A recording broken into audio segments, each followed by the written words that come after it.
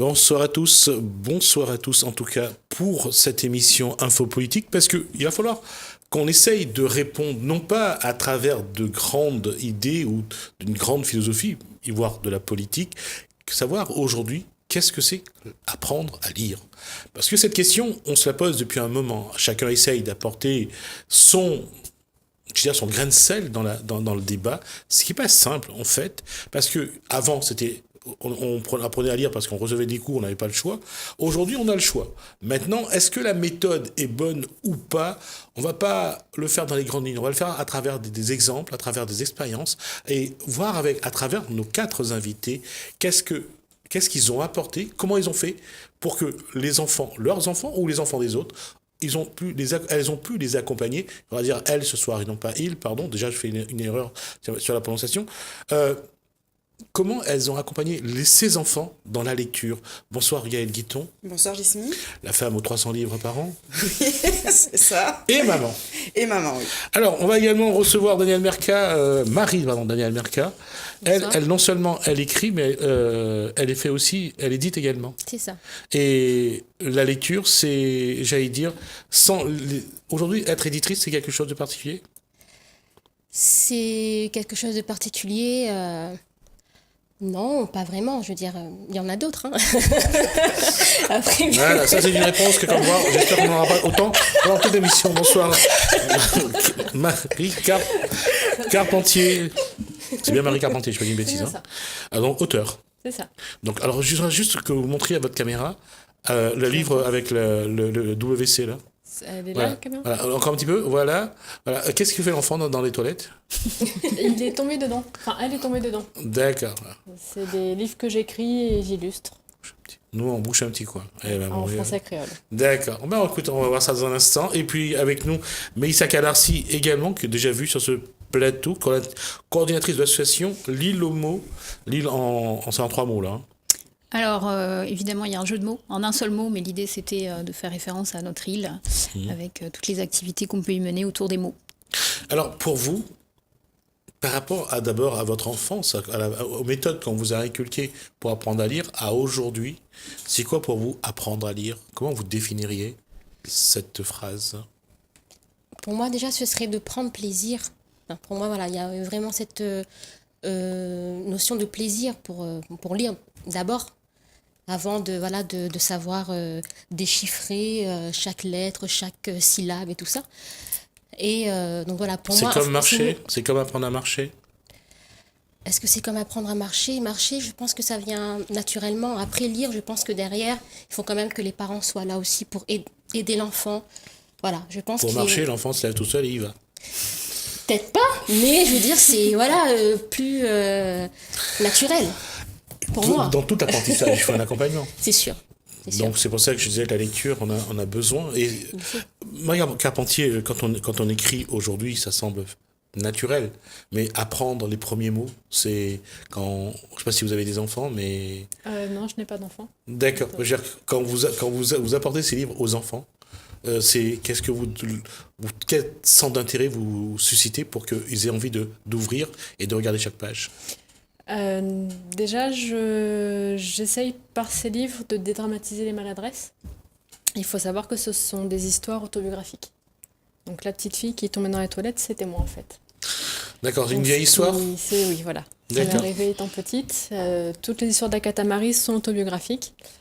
Donc c'est par ce biais-là que j'arrive à les intéresser aussi à la lecture. Ils se reconnaissent et c'est en français créole aussi. D'accord. On reviendra là-dessus dans un instant. C'est tout à fait, je crois qu'il faudrait qu'on arrive à comprendre comment vous êtes tombé dedans, quoi. C'est petit, bien sûr. Un peu comme Obélix. La question, Mélissa Calarcy, la lecture aujourd'hui, apprendre à lire, comment le définir? Alors pour moi, l'apprentissage de la lecture, il est vraiment une composante très très importante de l'apprentissage de la langue, de l'apprentissage de vivre en société, de vivre en famille. Donc c'est indissociable de tout ça. Comme l'a dit Marie-Danielle, c'est indissociable aussi du plaisir qu'on peut prendre à lire, du plaisir qu'on peut prendre à raconter ou à écouter des histoires.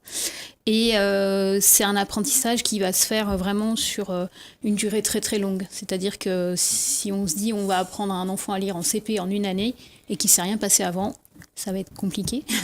Donc c'est un apprentissage qui va se faire très très progressivement par plein de façons différentes. Lire des histoires à son enfant, lui parler, commenter ce qu'il peut voir autour de lui, etc. Et puis petit à petit, il va apprivoiser les mots, puis les mots écrits, puis voilà, on va commencer à apprendre à lire.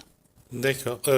Gaël, j'allais dire que finalement, apprendre à lire, si on écoute Mélissa Cadarcy, c'est finalement, il y a plus de 50 nuances d'apprentissage. C'est ça. Sympa l'allusion. Tout le monde est resté sur 50 nuances. C'est incroyable, j'ai posé une question, tout le monde s'est figé sur 50 nuances. Oui. C'est incroyable quand même. Hein. Il y a des femmes autour de la table. Mais, non, mais tout ça pour dire, je rejoins ce qu'ont dit mes camarades, c'est vraiment dès le départ. C'est ce que j'ai fait moi dès le départ avec mon fils.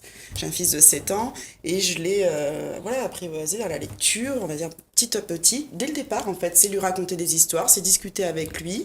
Et petit à petit, quand il commence à arriver dans l'apprentissage de la lecture, la maîtresse fait son travail. Moi, je suis là pour compléter, on va dire, le travail de la maîtresse, parce que c'est pas la maîtresse qui va faire le 100% du travail. C'est les parents derrière aussi qui leur apporteront des livres, qui leur liront des histoires pour qu'ils puissent évoluer au fil des ans dans la lecture. C'est un apprentissage sur le long terme.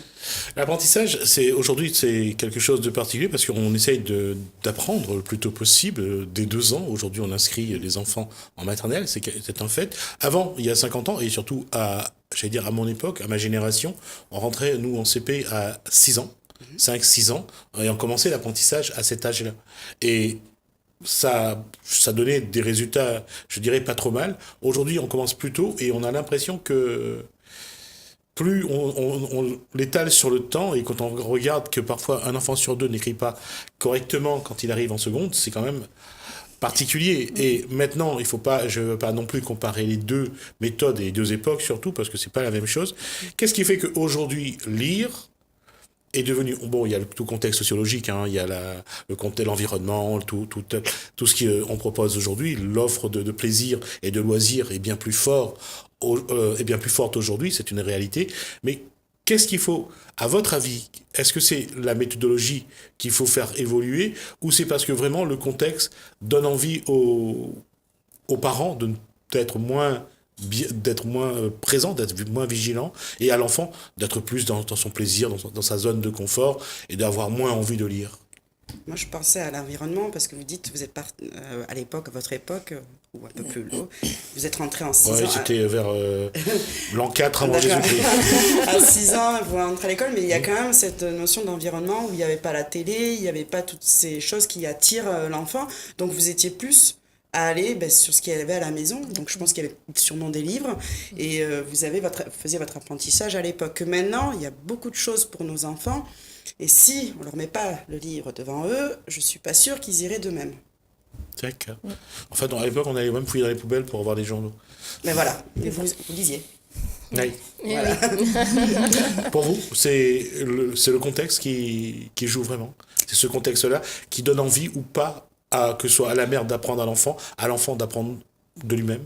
Je pense qu'il y a effectivement la question de contexte et tout ce qui est proposé aux enfants, et puis plus largement le modèle de société dans lequel on est, où on va plutôt inciter à consommer plutôt que d'aller lire des livres, par exemple, ou aller en bibliothèque, et qui fait que peut-être certains parents aussi vont pas forcément s'intéresser aux livres et vont pas forcément y trouver eux-mêmes un intérêt. Et c'est difficile de dire à son enfant va prendre un livre quand soi-même on n'ouvre jamais un livre. D'accord, ça c'est vrai aussi. Marie-Danielle Mercœur. Moi, j'ai parlé d'un cas même que j'ai vu souvent, en fait. Un jeune, en fait, qui s'approche vers moi, voilà, qui me dit « Ah, ben tiens, ce livre-là, il a l'air bien et tout. » Le parent qui vient derrière et qui dit « Ah non, lire pas ou ?» Voilà. Donc, je sais pas trop comment répondre à ce genre de questions, vu que moi, quand je vois ça, je me dis que c'est... On évitera toute action psychologique envers cette femme. Non, je pense, je suis d'accord avec tout le monde, en fait. Ça fait vraiment partie du contexte familial. Il faut déjà que les parents doivent déjà être sensibles à la lecture pour pouvoir inculquer ça. Après, s'ils ne le sont pas, c'est là où l'école peut intervenir. Mais c'est important, en tout cas, ça doit vraiment venir des parents et du contexte. La question aujourd'hui, c'est que on va parler, on va essayer de voir un petit peu plusieurs cas. D'abord, les mères les mères surtout, parce que les pères sont un petit peu moins présents sur la lecture. Je ne dis pas qu'ils n'y sont pas, hein, je dis, mais ils sont un peu moins présents. Parce qu'il y a des mères qui se soucient déjà de savoir quel va être leur enfant. Est-ce qu'il va avoir aimé lire, apprendre, aller à l'école. Et parfois, il y a cette posture, c'est de commencer à lire des histoires à son enfant alors que l'enfant est toujours dans son ventre. C'est une bonne méthode pour vous? C'est quelque chose qui vous parle ou vous trouvez que c'est inutile? Alors, bon, je réponds pour ma part. Je pense qu'en fait, quand on aime autant lire que je pense les personnes qui sont autour de la table, ça fait tellement partie de notre vie que c'est presque une évidence de le transmettre à notre enfant le plus tôt possible. Il y a des articles effectivement qui prônent cette méthode de lire pendant la grossesse, etc., où l'enfant percevrait non seulement la voix de sa maman, mais aussi les émotions qu'elle ressent à la lecture.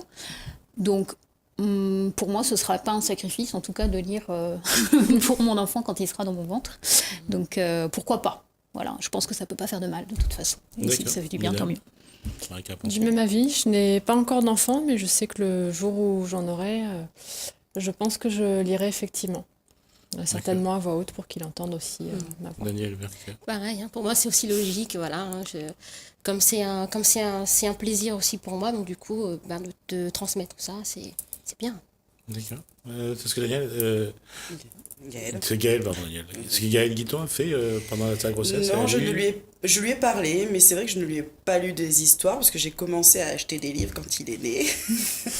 Ce qui est déjà très bien. Et c'est vrai, voilà, depuis qu'il est né, je lui ai acheté des histoires, mais après je lui faisais écouter de la musique. Son premier livre, vous l'avez acheté à quel âge? À combien de mois ou à combien de jours? Alors là, c'est une bonne question. Je crois qu'il avait 1 mois. C'était des histoires à lui lire le soir. Donc, Et il vous a demandé quel livre? Non, c'est moi qui ai choisi.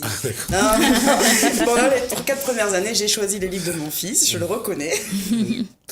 C'est là, je veux dire, le bébé, quand il naît, là aussi, il faut prendre le temps de commencer à lui lire, de lui faire de la lecture, comme le font certains. Aujourd'hui, il y a des livres qui sont en plastique, qu'on met dans les baignoires.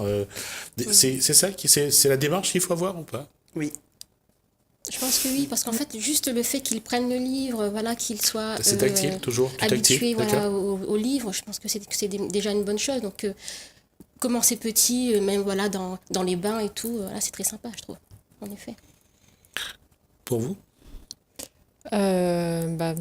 Encore une fois, du même avis. Non. Est-ce que vous allez faire, justement, vous avez acheté le livre très tôt, vous lui faites la lecture très tôt? Ah oui.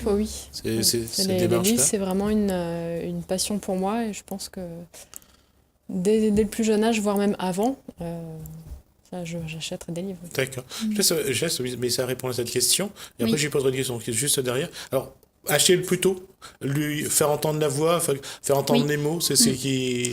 Oui, je pense que l'apprentissage de la langue, il se fait aussi par l'oreille, par les intonations, l'émotion que peut mettre le papa ou la maman ou n'importe qui de la famille d'ailleurs dans une lecture.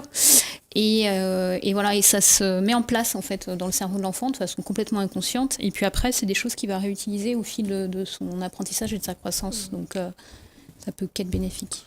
Avant de poser la question, Gaël Guiton, pendant cette lecture très tôt de l'enfant, on accompagne ces lectures de gestes d'amour, de tendresse. C'est des moments entre l'enfant et sa mère, vraiment que cette lecture soit aussi un moment de tendresse. De tendresse. En plus, je m'amuse avec les voix quand je lui fais les histoires. Donc, il rigole, en fait. Depuis tout petit, j'essaie de faire des mouvements. Il faut lui faire vivre l'histoire dès le départ. Et puis, c'est un bon travail aussi pour nous, pour parler. Parce que du coup, on s'améliore aussi. Hein. C'est bon pour nous. Et voilà, c'est un moment de communion avec... mon fils, que je partage depuis plutôt petit. Et quand je dis souvent mes meilleures chroniques, c'est celle que j'ai faite avec mon fils. D'accord. C'est vrai que c'est le meilleur public aussi. Ma question, en fait, c'est que le public qui vient à l'association, qui viennent prendre des livres ou qui viennent participer aux ateliers, Ils viennent avec quelle envie? C'est ils viennent de lire ou trouver de nouvelles méthodes qui leur donnent envie de lire finalement? Alors, c'est très variable parce qu'on a vraiment différents types d'activités. On a des activités qui sont proposées à des classes, donc où les enfants viennent avec leurs professeurs. Donc, ils viennent pas forcément volontairement, même si à la fin, ils sont très contents d'être venus. On a des activités, par contre, où c'est en bibliothèque et là, donc, c'est ouvert et où les jeunes, les enfants peuvent venir seuls, accompagnés par leurs parents. Mais du coup, ils sont plutôt volontaires. Alors, ce qu'on observe quand même, c'est que c'est souvent encore aujourd'hui très associé à je vais aller à des ateliers sur la lecture et l'écriture pour m'améliorer à l'école. C'est malheureusement encore rare. La seule motivation? Voilà, c'est encore une motivation qui est très très ancrée, qui souvent vient des parents, hein, il ne faut pas se leurrer, pour qui la réussite scolaire c'est important, et donc voilà, tu vas aller à cet atelier parce que tu vas faire un peu d'écriture, ça va te faire du bien. Et en fait, ils sont très surpris parce que quand dans l'atelier, on leur dit « mais s'il fait des fautes, c'est pas grave », bon, du coup, ça ne correspond pas tout à fait à leur objectif, mais nous, notre objectif, c'est de libérer la créativité de l'enfant, de lui faire prendre plaisir à l'écriture et à la lecture, et justement de déconnecter ça. Alors, l'idée, c'est pas du tout de dire « il faut échouer à l'école pour aimer lire », mais on peut, en tout cas, avoir une approche de la lecture plaisir qui est différente de celle scolaire. Déconnecter la lecture, le plaisir de la lecture, de l'obligation scolaire. Tout à fait, oui. D'accord. Et ça, on l'observe quand on peut intervenir sur plusieurs séances avec des enseignants dans des classes. Les enseignants eux-mêmes nous disent ben voilà, c'est chouette d'avoir cette approche parce qu'on voit des enfants qui jusqu'à maintenant se sont pas du tout intéressés, se sont pas du tout concentrés pour des activités d'écriture et de lecture et qui là le font par plaisir. Je vais poser la question ainsi sur la méthodologie. Oui. Parce que ça, c'est le grand mot qu'on utilise, c'est ce qui est générique et qui passe un peu partout. Est-ce qu'il y a des méthodologies particulières que l'association prépare pour susciter l'envie, pour susciter ce plaisir de lire? Et cette question, je vais vous la poser à tous les deux, puisque vous êtes auteurs. C'est également comment vous faites, après la réponse bien sûr, comment vous faites pour aligner les mots, pour que justement il y ait cet intérêt de plaisir et d'envie. Alors sur la méthodologie, oui. déjà oui. pour inciter l'enfant. Alors sur la méthodologie, en fait, on a deux axes qui sont d'intervenir par le biais du jeu, donc par des activités ludiques. Donc on va proposer des jeux de dés, des jeux de cartes, des jeux de loi, de constituer des histoires à partir de galets dessinés, des choses comme ça. Et à ce moment-là, l'enfant, il sort en fait du schéma scolaire où j'aligne mes mots sur des lignes quadrillées et il se remet dans la configuration du jeu où il va inventer, les enfants dès tout petits, ils vont inventer des histoires pour leur Barbie, leur Lego, etc. Et c'est à partir de là qu'on arrive à travailler. Donc il y a cet axe-là de ludique qui permet ensuite d'arriver au deuxième axe sur la créativité. Et une fois qu'on a réussi à débloquer la première partie, la suite, ça va tout seul. Et voilà, c'est vraiment très surprenant en fait de voir tout ce que les enfants sont capables d'imaginer dès qu'on les débloque un petit peu. D'accord. Et juste un mot, vous voulez dire quelque chose? Non. Juste un mot, un moment où les enfants aiment bien lire, c'est que lorsqu'on sort la recette de gâteau au chocolat. Là, ils veulent voir comment on fait. C'est pas faux. Je disais que, voilà, pour vous, pareil, est-ce que vous mettez en place une forme de stratégie pour dire que, voilà, ce qui va intéresser les enfants, c'est tel mot plutôt que tel mot, c'est de parler de cette histoire-là plutôt que celle-là. C'est aussi une démarche? Moi, c'est plutôt dans la façon d'écrire, en fait. Les enfants aiment bien tout ce qui est série aujourd'hui. Et donc, du coup, j'aime bien écrire de cette manière-là, on va dire. C'est-à-dire que j'ai toujours les cliffhangers, le suspense et tout ça. Donc, je garde toujours comment dire, en quel mot on va dire qu'il y a des ingrédients, voilà, qui attirent qui vraiment. Marche, en fait. d'accord. Okay. Voilà. Okay. Pour Marie Carpentier. En tout cas, concernant ces premiers livres, l'écriture vient assez naturellement, vu que ce sont des choses qui sont vécues. Après, c'est d'arriver à simplifier un maximum le langage, parce que ça s'adresse vraiment aux tout petits.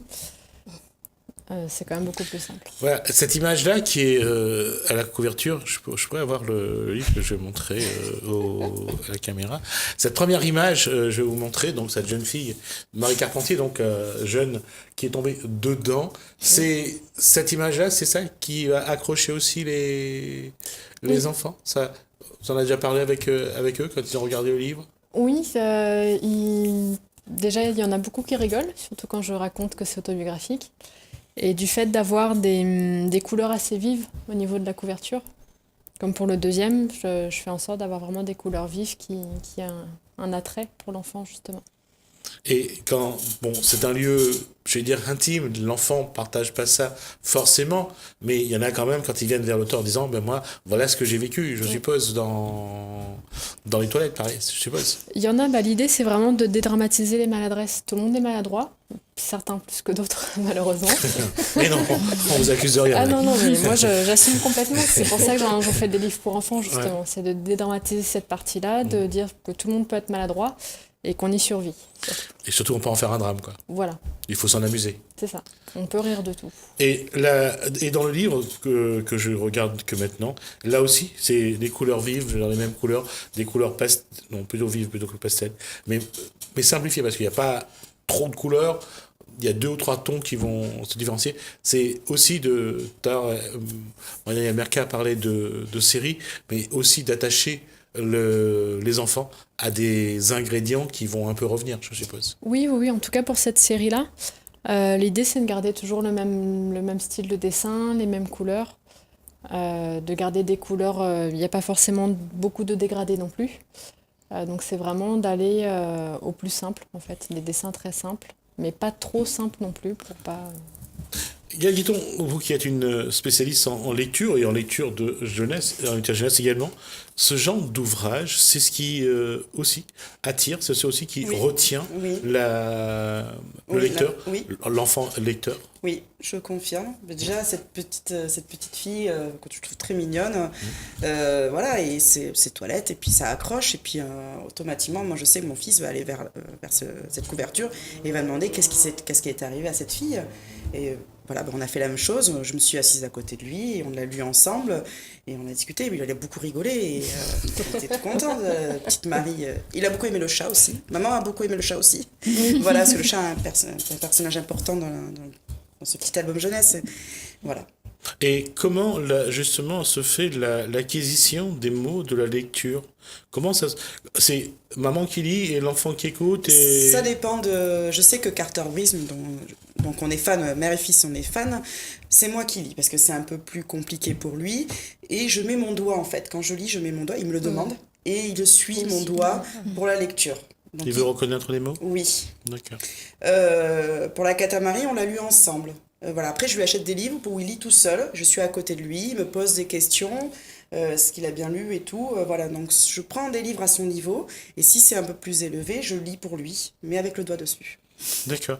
Est-ce que ça se retrouve, parce que les personnages des livres se retrouvent souvent à l'écran, est-ce que pour vous, c'est une contribution à la lecture ou à s'accrocher justement aux individus ou pas pour vous? La télé, c'est un apport ou c'est plus un souci dans le schéma de lecture de l'enfant? Si je peux répondre, pour moi, c'est, entre guillemets, la trappe, voilà, c'est le petit bonbon que je lui mets, parce que je vais l'emmener, je vais repenser au Disney, et à Disney qui va ressortir tous les films, et derrière, il va avoir les albums jeunesse derrière, qui vont sortir. Donc moi, mon fils, je l'ai emmené voir le film Disney, et je lui offre le livre derrière, juste après. Donc oui, c'est un complément et ça peut attirer l'enfant. Et je pense que ça peut donner une motivation. Ça peut donner l'effet inverse sur un roman jeunesse, parce que de plus en plus de scénarios viennent de romans jeunesse, de dire à son enfant, le film va sortir. Si on lisait le livre, son ado,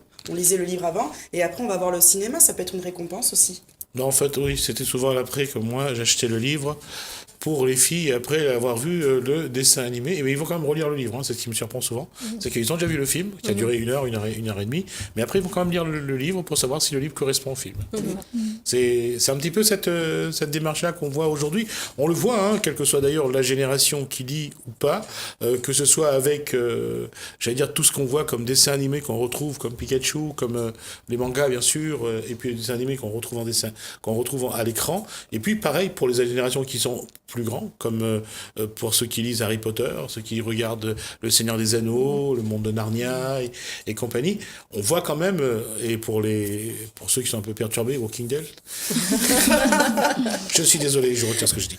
Donc je disais que il y a quand même, on retrouve ces séries d'abord ces films à la télé, et puis on les retrouve dans les bouquins, et les gens y vont. Et ça aide, juste là-dessus pour parler de Walking Dead, c'est que la bande dessinée aujourd'hui revit un petit peu aussi grâce à ça. Et ça, c'est quand même important. Et on voit que la lecture, finalement, ramener que ce soit l'enfant ou l'adulte à la lecture, ça passe aussi par la télévision, quelque part. Parce que tout le monde veut essayer de voir si ça correspond à ce qui a été vu. Et tout à l'heure, j'ai fait exprès de dire 50 nuances degrés, et beaucoup ont été déçus par le film, après avoir vu le livre. Avoir lu. Après avoir lu le livre. Oui. C'est ce que je dis. Oui, je confirme. Et d'où ma question, c'est que comment aujourd'hui, dans cette démarche que vous avez, comment faut-il apporter, qu'est-ce qu'il faut apporter de nouveau justement pour, ou alors maintenir ce que vous faites, je ne critique pas, ou est-ce qu'il faut maintenir ce qui est fait ou il faut ajouter d'autres ingrédients pour inciter à la lecture? Dans le livre même ou dans la façon de... Non, ou avec d'autres médias. C'est ça, parce que nous, en fait, on a créé justement le site Mini Plume. Donc, je te laisse montrer celui-là. Donc, on a créé des kits, en fait. D'accord, Mini Plume. Alors, d'abord, qu'est-ce que c'est? Alors, c'est un site pour enfants, donc pour les 3 à 15 ans, basé sur nos livres jeunesse. Donc, le but, en fait, c'est de décliner les livres en plusieurs choses. Donc, on a des jeux, on a du coloriage. Bientôt, j'espère aussi, on aura des séries. Donc voilà, en fait, c'est de captiver l'enfant pour pouvoir l'emmener à lire, en fait. L'objectif de là, il y a quand même, je pense que vous attendez d'avoir déjà des retours, vous savez voir un petit peu ce que les enfants aiment, comme ça va orienter un petit peu aussi vos travaux. Oui, bien sûr. Non, il faut quand même leur dire que dites-nous ce que vous aimez pour qu'on vous offre finalement. Bien sûr, c'est ça. Regarde, me disait oui, c'est cette démarche-là qu'il faut confirmer. C'est même en amont, avant de lancer le site internet, on a fait des sondages, on a fait des études de marché pour voir... C'est le même sondage, c'est le même site dont on parle là ou oui, bien... Oui, pour Mini Plume. On a fait ensemble. Pour voir qu'est-ce qui plaît à l'enfant, pour être sûr déjà de lui proposer des choses... D'accord. Est-ce que les enseignants de maternelle ou de plus d'ailleurs vous sollicitent justement à partir de ce site-là pour venir faire du travail de lecture avec les enfants? Oui, en fait moi je crée des livres en classe. Donc on m'appelle et puis je vais en classe, on va créer un livre, on va créer un recueil de nouvelles, on va créer une bande dessinée. Donc voilà, le but est vraiment de faire en sorte que les enfants créent en fait. Ça prend plusieurs mois. Voilà, ce sont des projets, je ne sais pas comment ça se passe pour toi, mais nous ça prend environ 4 mois pour pouvoir créer un livre ensemble. Et ils sont entre 25 et 30. D'accord. C'était à une école de la Possession ou de Sainte-Marie? De Sainte-Marie, oui. Ça s'appelait comment cette... L'école ou le projet? C'était l'école Pierre Lagourgue à Sainte-Marie avec le projet de concours d'écriture Imagine. Donc, qui est un projet qui va redémarrer d'ailleurs pour l'édition 2019, qui démarre à la rentrée scolaire, qui dure à peu près 3 mois et pendant lequel les jeunes de 9 à 17 ans sont invités à participer, soit individuellement, soit avec leur classe et leur enseignant, à partir d'une proposition d'écriture, de nous transmettre leur participation. Et pour accompagner le concours et inciter les enfants et les classes à participer, on propose des ateliers un petit peu partout dans l'île avec différents intervenants, que ce soit des animateurs de l'association ou des auteurs confirmés, ou parfois c'est les deux en même temps, qui vont dans les classes et proposent des ateliers toujours basés sur le jeu et la créativité pour inciter en fait les enfants à participer, leur donner envie de participer. Donc souvent quand on arrive au début c'est oh là là c'est l'écriture, voilà, et puis à la fin ils sont très contents. Donc ça marche plutôt bien. Et par rapport à ce que vous disiez sur la méthode et le fait de confirmer, en fait on est Alors, je pense que c'est pareil pour vous, dans une démarche continue d'amélioration, d'échange avec les enseignants, avec d'autres animateurs, avec d'autres professionnels, ou on échange avec Marie-Danielle, par exemple, sur les réseaux sociaux quand il y a des choses qui ont bien fonctionné, quand on se pose des questions sur je voudrais mettre en place des ateliers BD, combien de temps est-ce qu'il faudrait pour faire ça avec une classe, ce qui nous permet en fait de bénéficier des pratiques des uns et des autres, toujours dans cet objectif d'inciter davantage les enfants à la lecture, à l'écriture, dans des conditions qui soient optimistes, enthousiasmantes pour eux en tout cas. D'accord. Nous sommes à la moitié de cette émission. Ma question, c'est justement à partir de là ou à partir du travail quand vous allez dans les écoles, quand vous allez à la rencontre de vos jeunes lecteurs, c'est important ces échanges. Comment vous les vivez? Comment vous les utilisez pour continuer à écrire, pour garder le contact?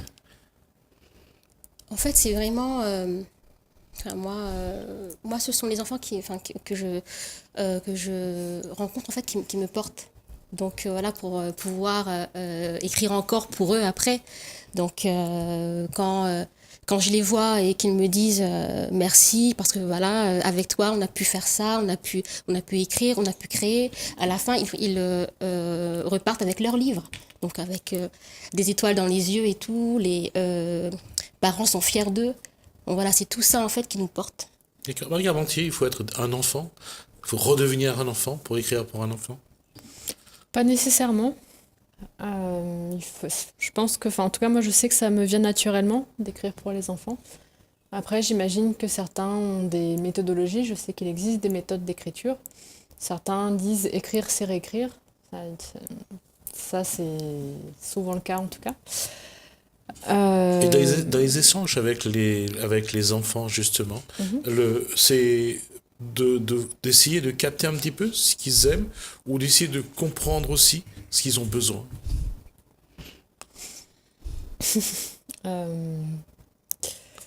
Je sais que les échanges que j'ai avec les enfants, en tout cas autour de mes bouquins, ça plaît beaucoup. J'ai beaucoup de retours positifs et ils rigolent beaucoup de mes aventures, surtout qu'il y a toute une collection à sortir.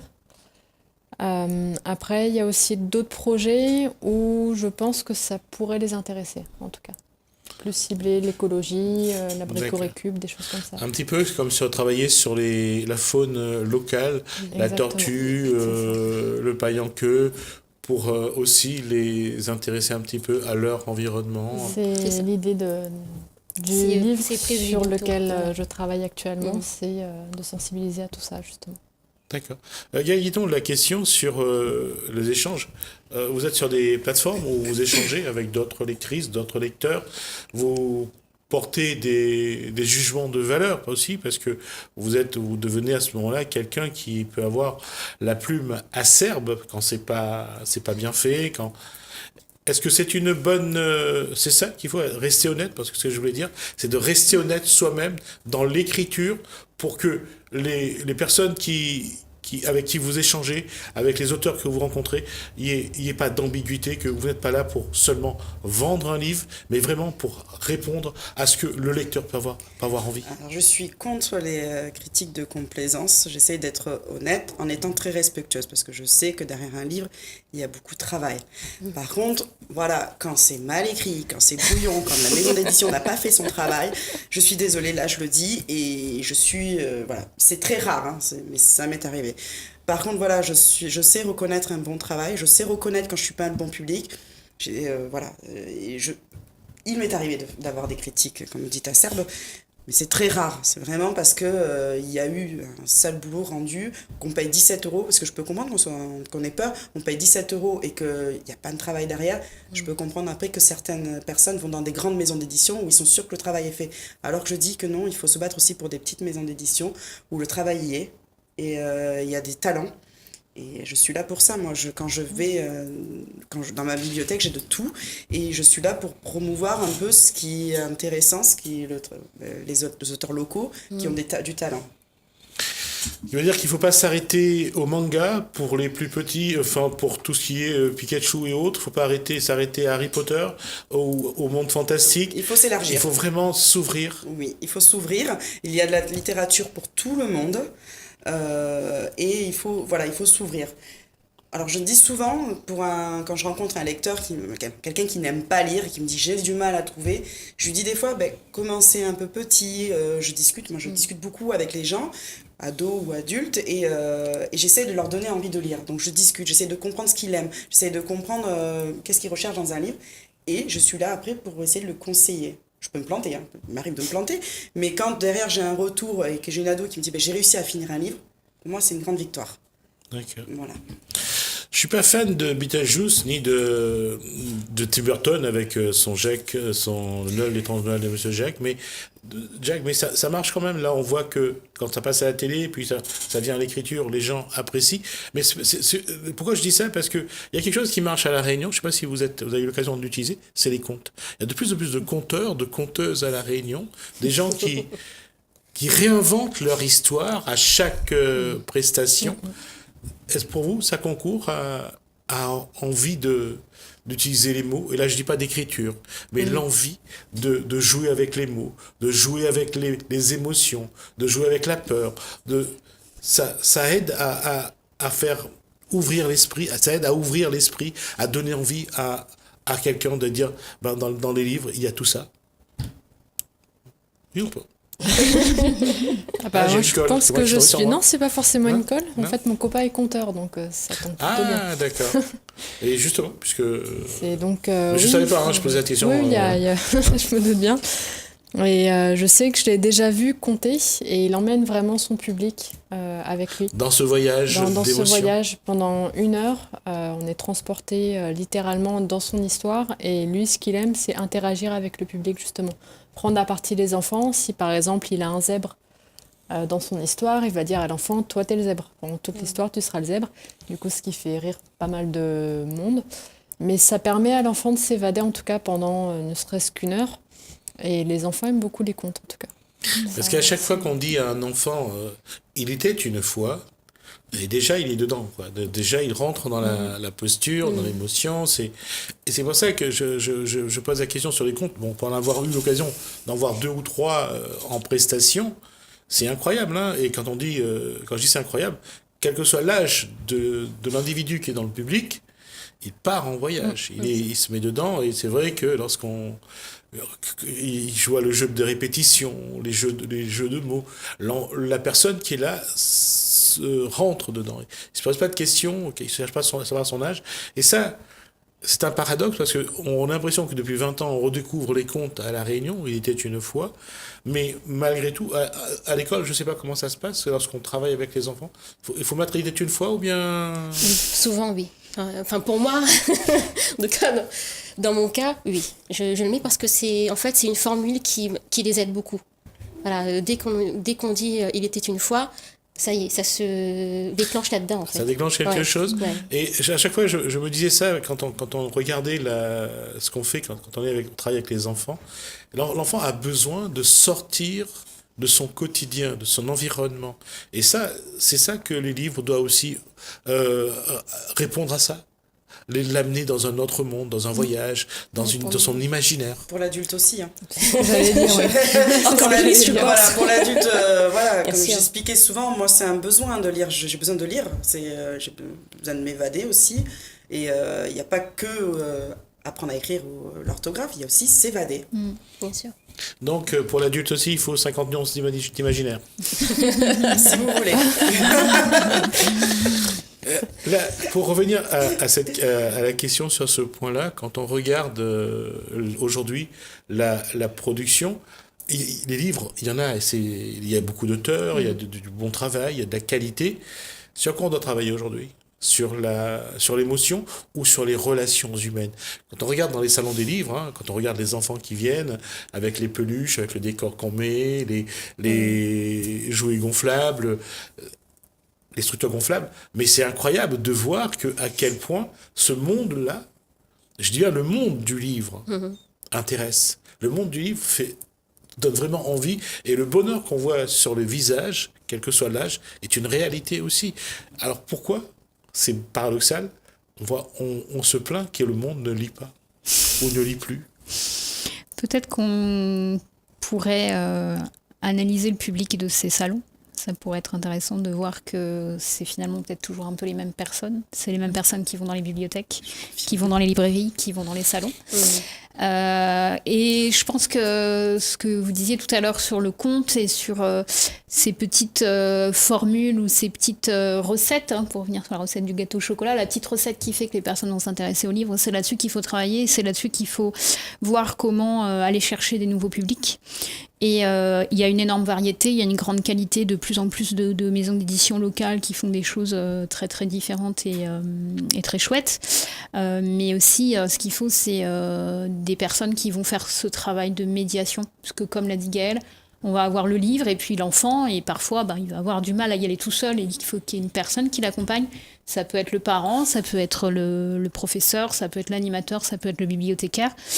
Et malheureusement, sur les services publics, on sait que le personnel se raréfie. Donc ça va pas forcément dans le bon sens. Ce qui va amener cette question qui est un peu, j'allais dire tordue de ma part, mais je me la posais. C'est-à-dire qu'il faut que les parents apprennent à créer cet environnement à la maison qui amène à la lecture, c'est-à-dire qu'on les voit de temps en temps avec un livre, avec un journal, qu'on les voit devant la bibliothèque. C'est ça qu'il faudrait aussi. Je m'excuse auprès des parents, ne cherchez pas des problèmes avec moi, je vous pose juste la question. La question, c'est justement, est-ce qu'il faut créer ça à la maison ? Est-ce que vous pensez que les parents doivent créer cette ambiance ? Oui, parce que s'ils ne sont pas passionnés, on ne va pas leur en vouloir. S'ils ne sont pas passionnés de lecture, moi, je ne vais pas les pointer du doigt parce qu'ils ne sont pas passionnés. Ah non, je ne les pointe pas du doigt. Non, mais moi, je parle pour moi. Moi, je sais que quand je parle avec des mamans, elles m'écoutent parler, mais je leur dis, mais moi, de toute façon, je suis une accro des livres. Donc, c'est pour ça que je suis dans mon monde et que j'ai embarqué mon fils dans mon monde. Mais je peux comprendre qu'il y ait des personnes qui n'aiment pas lire et du coup, ne savent pas comment emmener l'enfant à aimer à lire. Donc oui, il faut à ce moment-là des intermédiaires qui puissent leur donner envie de lire.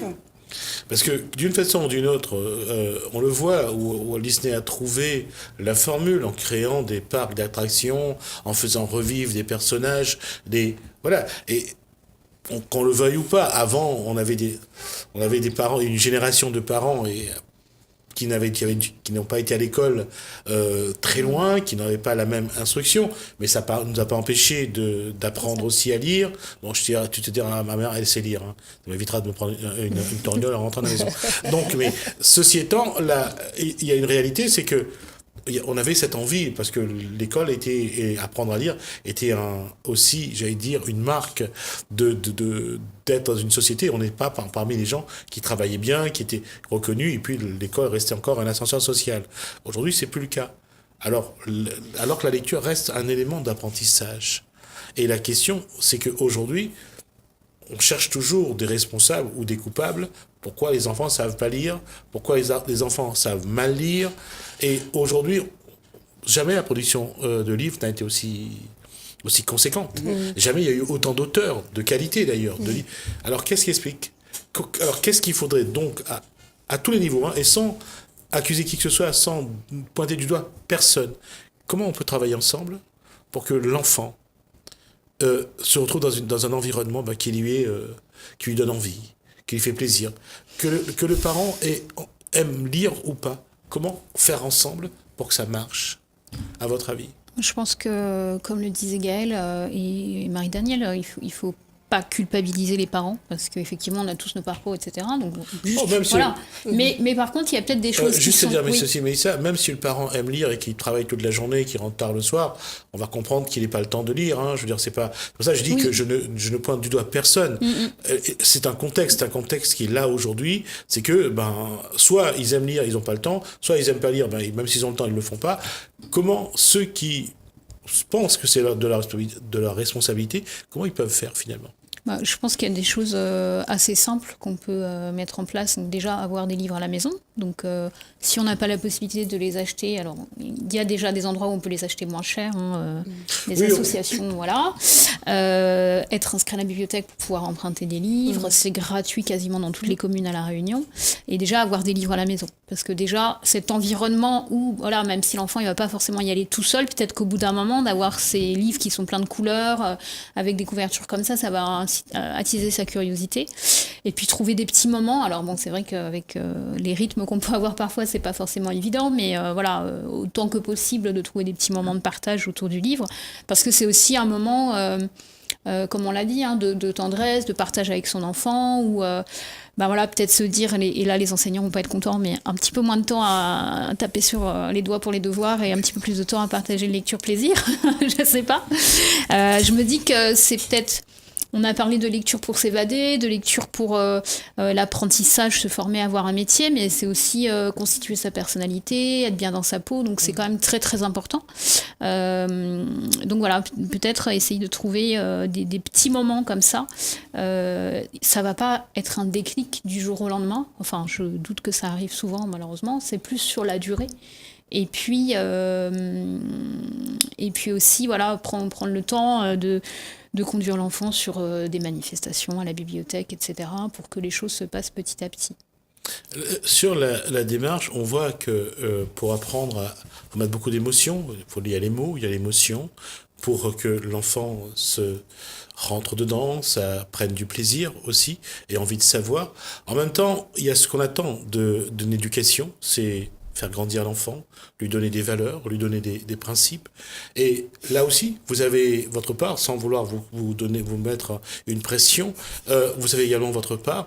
Est-ce que justement ça, il faut attendre ça de l'école, des livres, ou que là aussi, il faudra quand même que les parents jouent un rôle le plus important possible. Parce que la lecture, c'est une chose, il faut d'abord que eux, ils amènent l'enfant à la lecture. Après, il faut aussi qu'ils contrôlent la lecture de l'enfant. Et ça, c'est aussi un rôle qui, vous l'avez également, mais les parents doivent aussi l'avoir, je suppose. On dit que pour élever un enfant, je crois que c'est africain, hein, il faut tout un village. Je pense qu'en fait... oui, tout à fait. Voilà, c'est un peu ça. C'est-à-dire que ouais. les parents, ils vont mettre tout leur cœur et voilà, toutes leurs compétences, entre guillemets. Les enseignants également. Et en fait, c'est tout l'environnement de l'enfant qui va faire, qui va avoir ses principes, ses valeurs, etc., dont vous avez parlé. Et les livres, ça va être une composante, mais...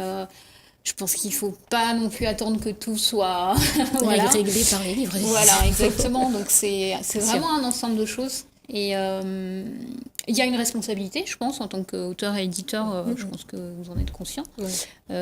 Maintenant, c'est une partie. Voilà. Qui vient en complémentarité, vraiment. Pardon. Il nous reste un peu moins de 14 minutes dans l'émission. Je vais vous poser une question. Vous basez vraiment sur votre expérience. À votre avis, quelle est la part de la lecture des livres dans l'apprentissage à la vie, dans la découverte de ce qui est la vie pour un enfant? Quelle est la part où vous donnez? Et encore une fois, je veux dire, c'est pas d'avoir des références internationales, d'observatoires, comme ça. Non, vous, par rapport à ce que vous voyez comment l'enfant réagit par rapport à vous, quelle place vous donneriez justement à la lecture dans cet apprentissage à la vie? Juste comme ça, vraiment, à votre façon de voir les choses. Marie Carpentier. Quelle place je donne? Pour moi, la lecture a toujours été importante. Ça a toujours eu une grande place dans ma vie. C'est ce qui m'a permis de m'évader, surtout quand j'étais adolescente. Et du coup, l'apprentissage de la vie peut se faire par le biais de la lecture. Oui. C'est ce que je raconte justement dans mes livres, un petit peu je reviens dessus. C'est un petit peu un apprentissage de la vie. C'est ce que je raconte dans mes livres. Et justement, puisque vous dites que ça a eu une part, aujourd'hui, vous reprenez un petit peu quelques histoires de votre vie à vous que vous utilisez, et ça vous surprend que les gens, ça intéresse les gens, que les gens, justement, apprécient, et puis quelque part, vous devenez un petit peu un centre d'intérêt? Ça ne m'étonne pas trop, parce que j'ai toujours été très maladroite. Déjà dans les repas de famille, à chaque repas de famille, tout le monde se remémorait mes maladresses, justement. Donc c'est pas forcément être le centre d'intérêt, c'est juste que j'ai voulu partager ça avec le plus de monde possible, et surtout auprès des enfants, qui eux-mêmes sont très maladroits, et que les enfants peuvent disputer, alors que c'est pas du tout de leur faute en général. Si vous avez un centre d'intérêt pour les enfants, c'est que les gens s'intéressent à vous. Les gens apprécient vos histoires, apprécient ce qui s'est passé.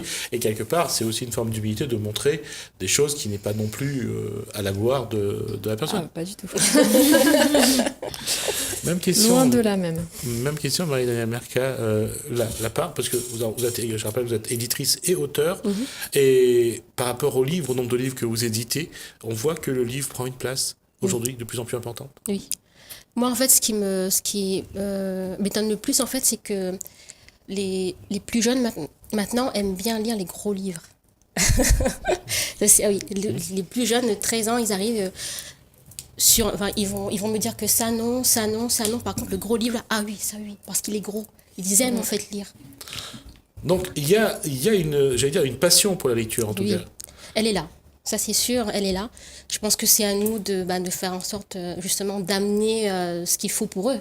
Donc, mais elle est là, c'est sûr. Et d'autant plus quand on regarde ce que fait Science et Vie qui décline ses éditions en Science et Vie Junior, des spéciales, je dirais, sur des thématiques, on voit que là, il y a un public connaisseur, qui s'accroche à qui colle à une actualité. Et c'est pour ça que je disais que, quelque part, on voit la part, et surtout pour les jeunes qui adorent bricoler, ils vont aller chercher des tutoriels sur Internet, ils vont chercher des fiches dans ce genre de revues. On voit que la lecture, c'est beaucoup plus que la lecture, c'est vraiment un accompagnement dans ce qu'ils font. C'est pour ça que je dis quelle est la part. Et je reviens, avant de poser la question à Gaëtan, Missa Kadarsi, là, pareil, dans la session L'île aux mots, là aussi, il y a une volonté d'accompagnement ou pas?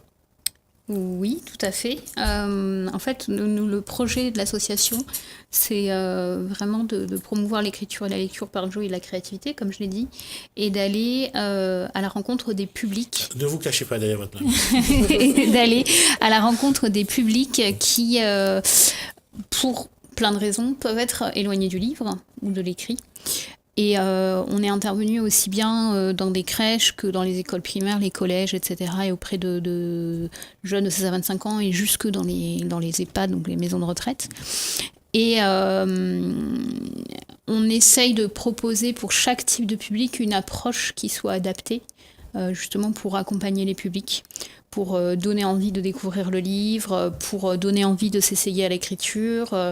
Voilà. Et avec cette conviction sur l'apprentissage de la vie, pour nous, c'est vraiment très, très ancré. C'est-à-dire que on conçoit l'écriture et la lecture comme quelque chose qui va nous fonder en tant qu'humain, en tant que citoyen. Voilà, bon, je vais un peu loin, hein, mais ça ne veut pas dire que les gens qui n'aiment pas lire ne sont pas des bons citoyens. Mais on pense que c'est vraiment très, très important pour former son esprit critique, se développer, se confronter aussi à d'autres visions, parce que quand on lit un roman, par exemple, qui se passe en Argentine, où les auteurs vont décrire leur parcours, leurs pensées, l'histoire de leur pays, c'est vraiment une façon de voir le monde complètement différente de celle qu'on peut avoir nous. Et donc ça nous ouvre à d'autres horizons, à d'autres personnes, et ça nous permet de voir les choses autrement aussi. Voilà, là je suis en train de lire un roman qui se passe sur un sentier aux États-Unis, bon, que je n'irai certainement jamais faire moi-même, mais du coup ça me permet de vivre cette aventure par le biais de cette héroïne-là. Peur d'y aller, non, mais je me vois pas faire un sentier de 3000 km. Ouais, c'est un sacré sentier. Voilà, c'est un sacré sentier. Voilà, mais du coup, ça me permet de m'approprier quelque part le vécu de ce personnage, ses pensées, etc. Voilà. Donc c'est vraiment une autre façon d'explorer le monde et de s'imprégner d'autres vies. D'accord.